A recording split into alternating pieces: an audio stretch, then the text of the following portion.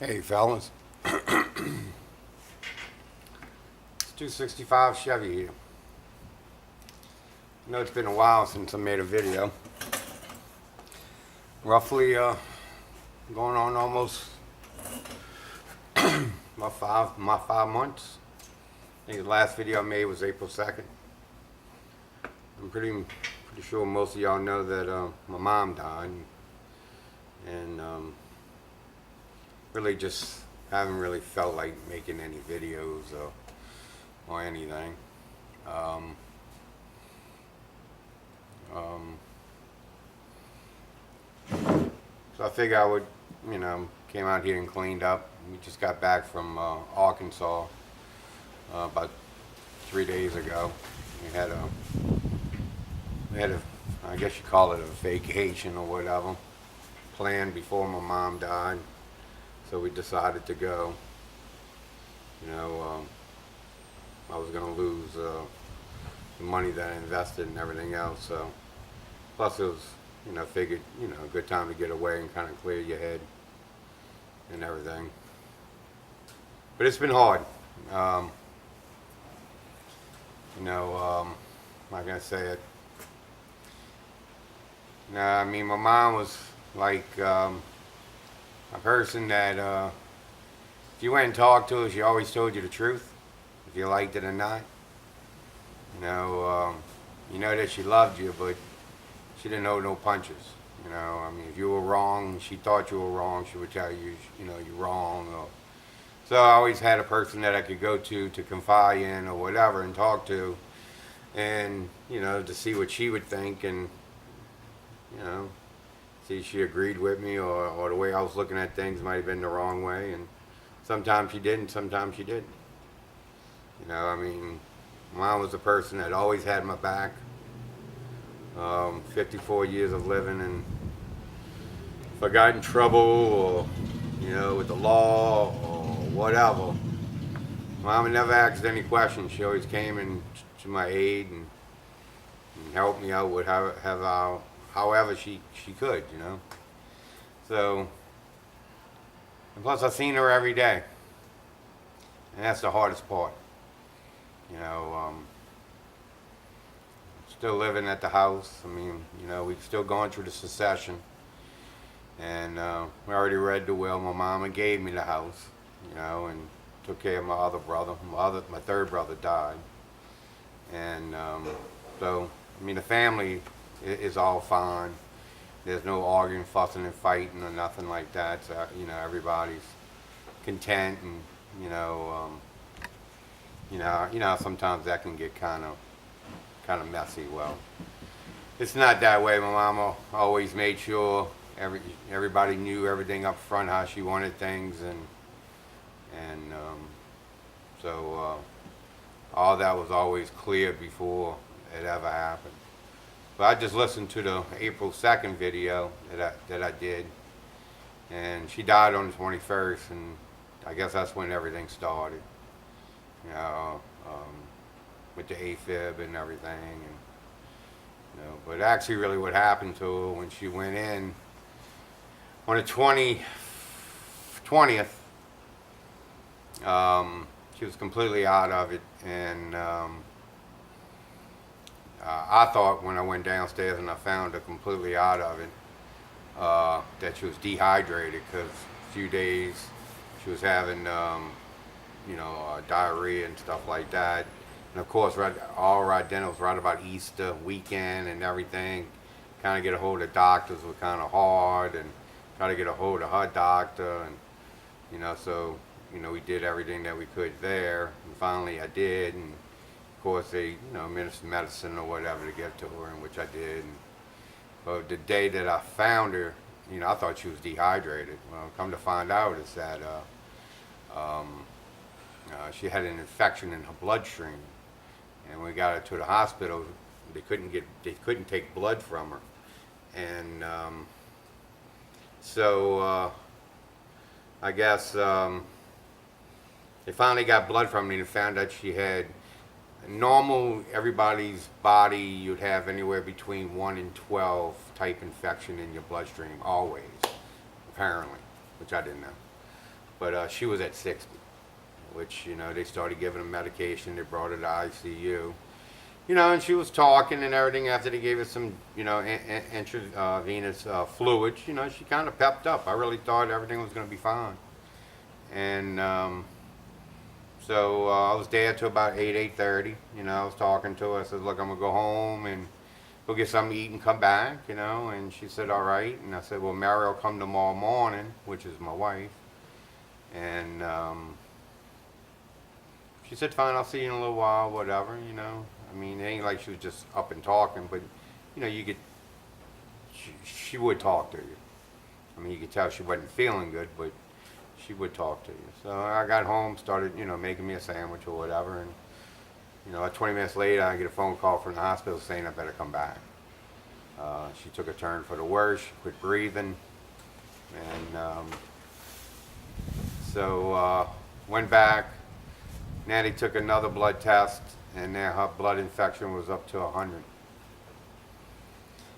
And if y'all remember that before, she was in AFib, so about maybe a couple of weeks prior, so now she's on blood thinners and everything else like that, and then they did tests and stuff. They found that she had something wrong with her bowels. Now, when your person was in an AFib, what they worry about that, the rapid heartbeat, is that the blood don't circulate that good because the heart quivers. So sometimes people can get a stroke in the head and they can get blood clot in the lungs, but also didn't know that it also can affect your bowels. Now, around the March time, she was in the hospital for about 8-9 days, and they did see something in her bowels, but they thought she was constipated. So they took tests, and after she went and used the bathroom, they figured that all that was good. She said the pain went away, said she felt better, and they sent her home. Well, come to find out, what they think happened is that a part of her bowels died when she went to AFib, and nobody caught it. And so that's where the infection came from. By the time she died that morning, her blood infection level in her bloodstream was 119. So her heart couldn't take it, and so she passed. I was there. And I never would have expected it, truthfully. So 5 months has been going by. Hold on.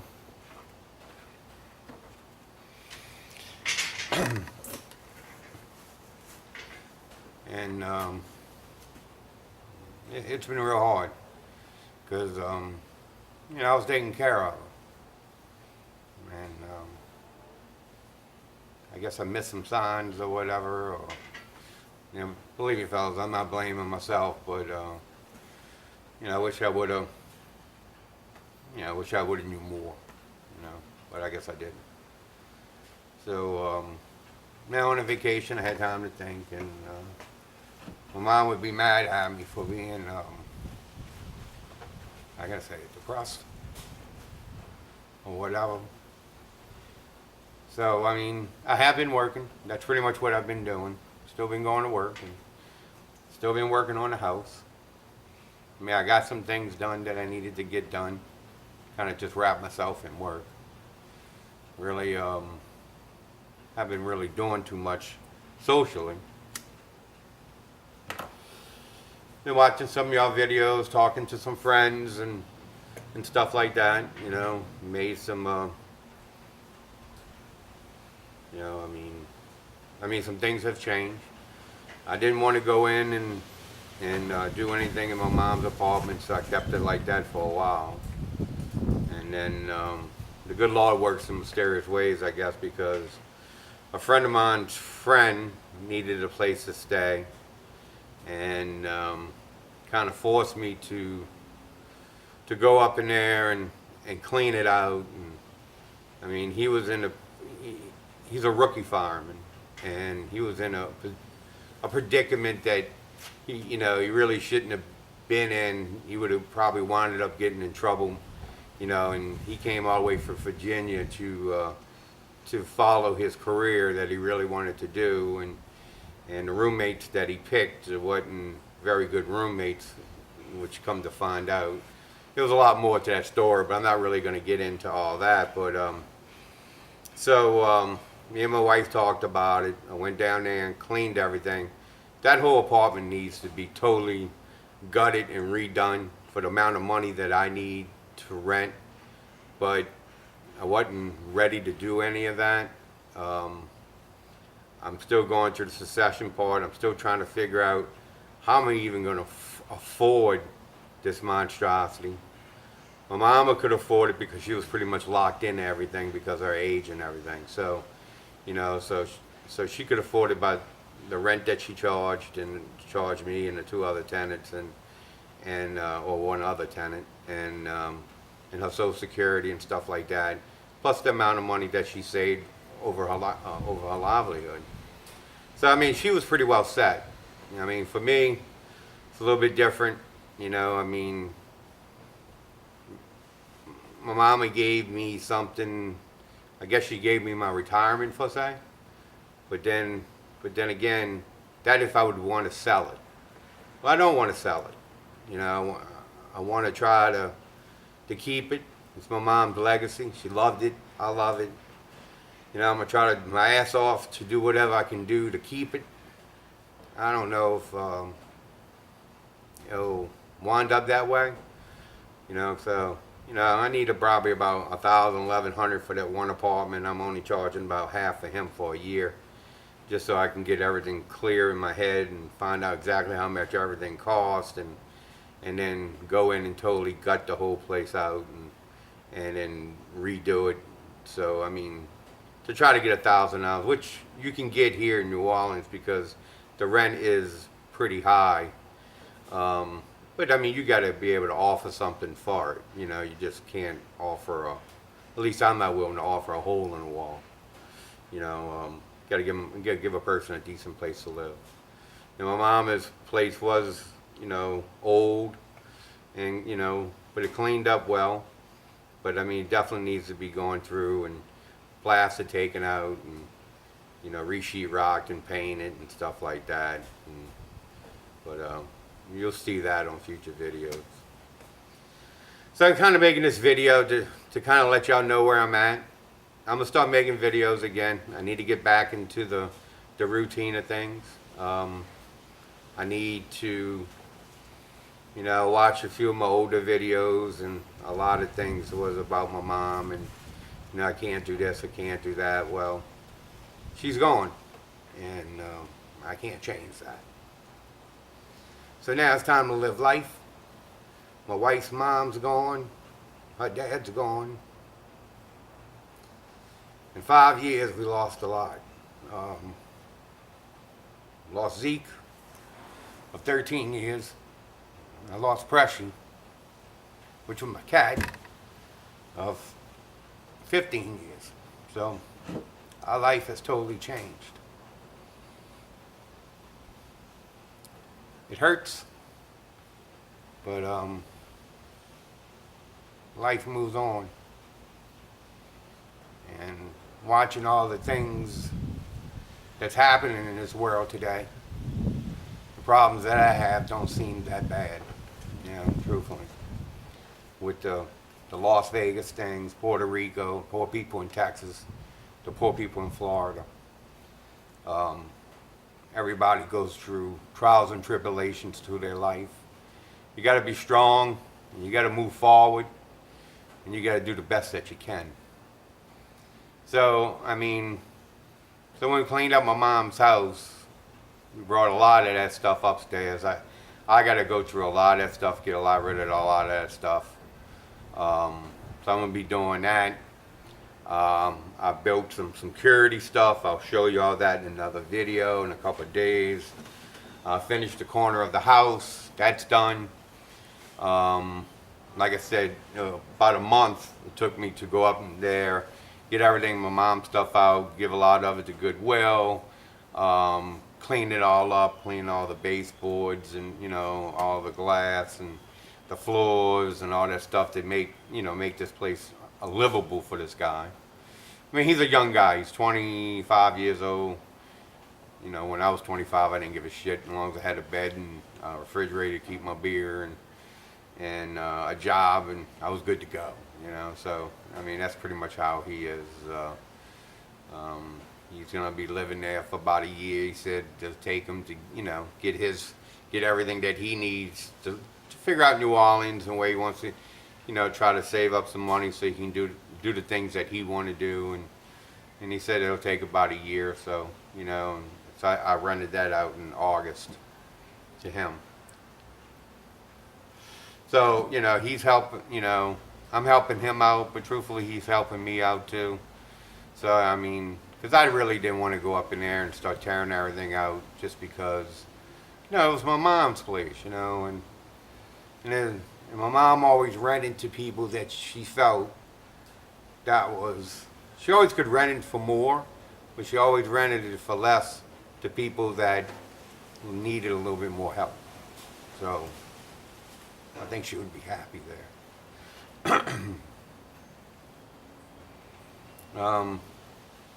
I can talk a little bit more openly about it now I guess you can hear my voice crackle a little bit every now and then.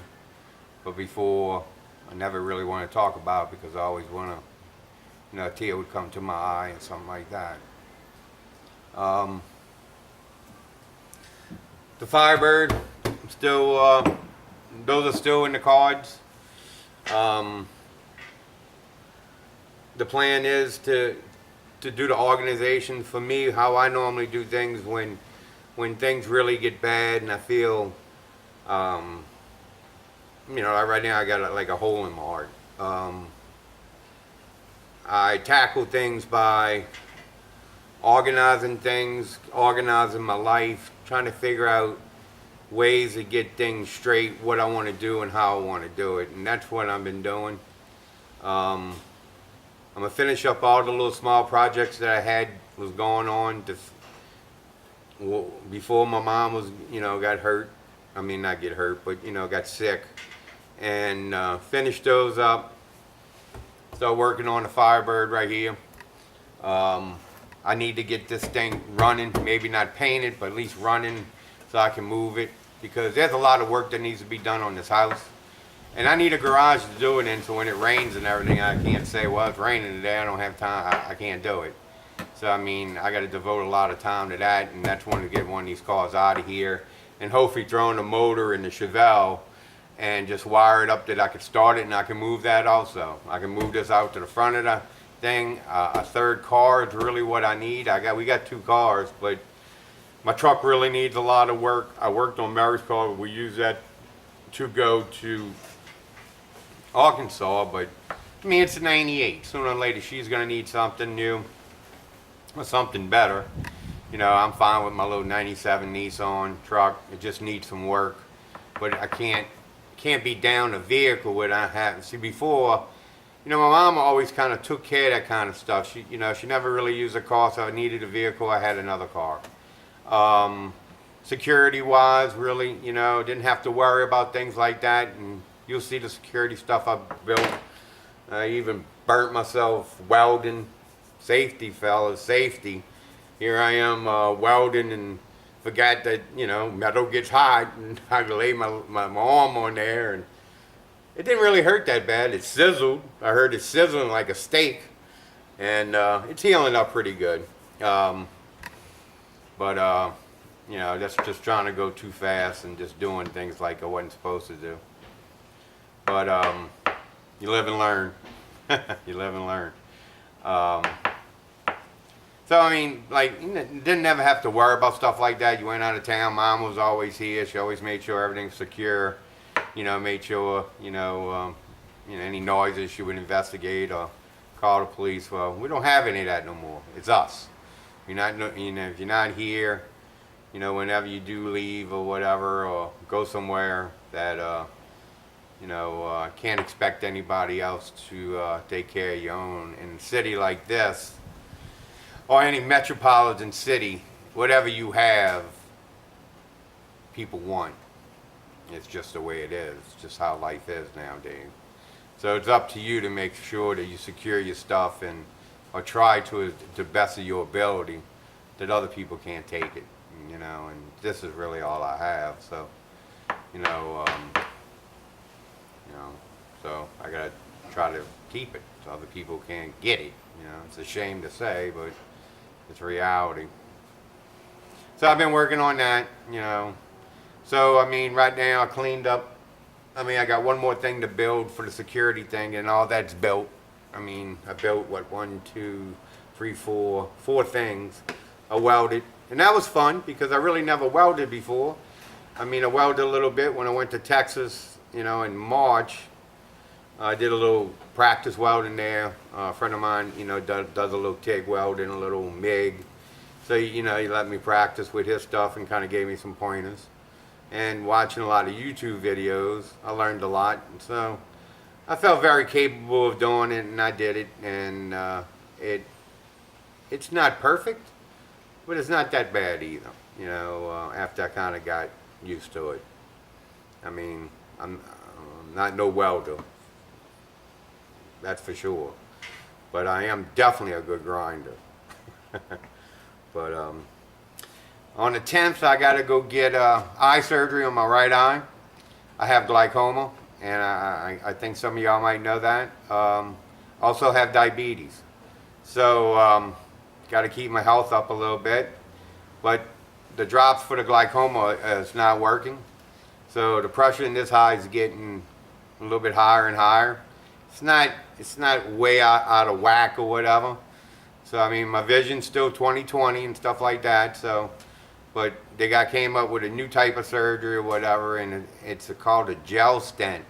And what that's about is that they're gonna go into my eye, and where your fluid in the back of your eye, which that's what glaucoma is a buildup of fluid that pressures the eye on the nerve, the optic nerve, and eventually over time you lose your peripheral vision, and then over time it goes in, and then you become, you know, you only can see straight forward, then it just goes and you wind up blind. So this is a new surgery. I'm gonna have it done on the 10th. Hopefully that it all comes out well, and that it knocks down the pressure, so I don't have to buy these $30, $40 little bottles of drops, which is ridiculous. I bought one yesterday for the drops for the surgery. It was $70, and that thing's only about that big. I mean, I don't know what these pharmaceutical companies think, but man, they're crazy. But what you gonna do? You need it. You gotta have it. At least that's what the doctor say. You gotta have it. So, you know, I guess like a good mechanic, you want to trust them and say, okay, that's what I need. Let's do it. So that's what I'm doing.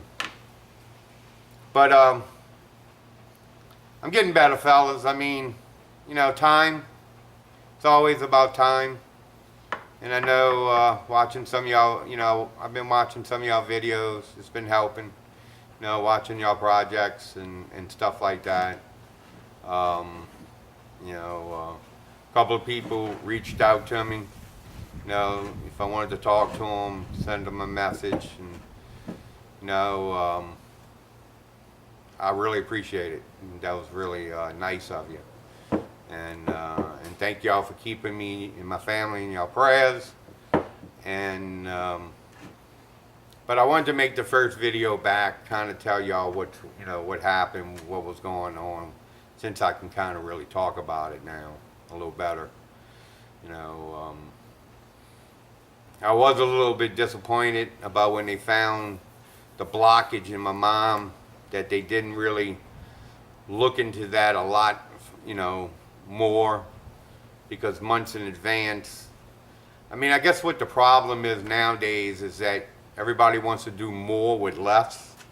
So you got so many people getting tests, and you only have a certain amount of people looking at them, where you really should have a lot more people looking at them so they can really look into it a lot in further detail, that you don't miss things, you know. And I really do believe that the medical field dropped the ball. But, and then again, I do believe in God, and I really do believe He has a purpose for everything. So there's a reason why it went the way it went. like I told my wife, she took care of her mom and dad. I tell you, we took care of them. We took care of my mom. Now I guess it's time for us to live. Try to do the things that we need to do to make our lives fulfilling, because we try to fulfill those. So, I know I saw my mom every day, but I guess the regrets that I do have is that, not, even though I saw her every day, I didn't spend, so much time because I wanted to go do this. I had this to do, that to do. And I know everybody says that after somebody dies, and I guess they all say it because it's the truth. But you start thinking about it. I wish I would spend this time, or, she wanted to watch a movie, but I had to go do this, or, or whatever. But, so I guess you really do believe that they're going to be here tomorrow. So you'll have that time tomorrow. You just never know. Look at the poor people in Las Vegas. They went and saw a country music concert, and you got 50 dead, 500 injured. Those poor people, some of them lost their sisters, their mom, their kids. You never know. Like that, boom, your whole life can change. Food for thought, I guess. So if you have a loved one, grab them, hug them. Tell them if you need me, I'm right there. Because sooner or later, we all go down that route. You know what I mean? But we all do the same things. We all take for granted that we all be here tomorrow. So I don't want to make this too long.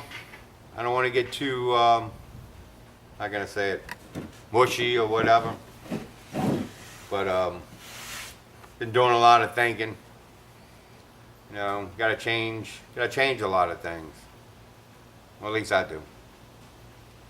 But y'all have a good day. Just wanted to let y'all know 265 Chevy is back. I will be making some content videos. My videos are going to change a little bit. It's not, how can I say it? A lot of things I don't say because I don't want to offend people or make people mad or whatever. And I still don't want to do that. But I am going to be a little bit more open about what I think. And that might turn some people off. It might turn some people on. I don't know. But that's just me.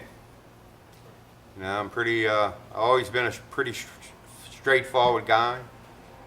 Always been pretty honest. Not looking to hurt anybody, not looking to take anything from anybody. Anybody that watches my videos, I'm not trying to get rich off of them. Only thing I'm hoping that you get something out of them. Something small or maybe something big. That's up to you. But I kind of think maybe YouTube can help me progress also. I see a lot of good things, a lot of good people, a lot of people that try to do a lot of good things for other people. And that's what you need to see. But anyway, like I said, fellas, y'all have a good one. This 265 Chevy here signing off. And y'all take it easy. I'm still alive, still kicking. And life will get better. Later.